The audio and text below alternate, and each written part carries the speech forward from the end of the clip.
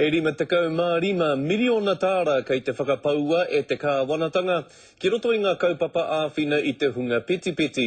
I kōrero atu a Rapaera Tāwhai ki tetahi māngai o hāpai te hauara tāpui mo te pūtea nei, arā e haere ana kihea, he hoki ngā hua e puta mai ana ki te iwi Māori. He hanga rautaki hei āwhina i te hunga ma te peti peti te mahi a te tokorua nei i ngā wā katoa. A kuni pea ka ngā wari a ke te mahi i te rima tekau mārima miliona tāra kua whakatahangia e te kāwanatanga. There have been some notes in the new strategic document around supporting Māori health initiatives more, so we're really hopeful that that will indeed take place. He pūtea ka tītari hia i roto i te toru tau. He mea whakaimi i nā moni āwā hi peti peti.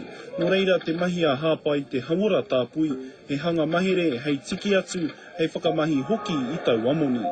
Ki tā mātou nei whakaro ngā kaimahi, me aro atu te pūtea, a tēnei pūtea, ki ngā ratonga hauara Māori, ki ngā whānau, ngā hapu me ngā iwi.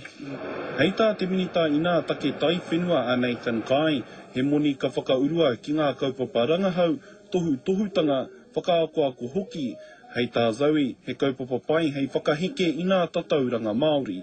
Really want to do some more policy development at local councils to support communities to have a voice, our kaumātua to have a voice around how they want mati piti piti to be in their community, how they want gambling to look. Kua toro atu te ringa āwhina, o tā te Māori he ka poake. Rapaera Tāwhai, te karere.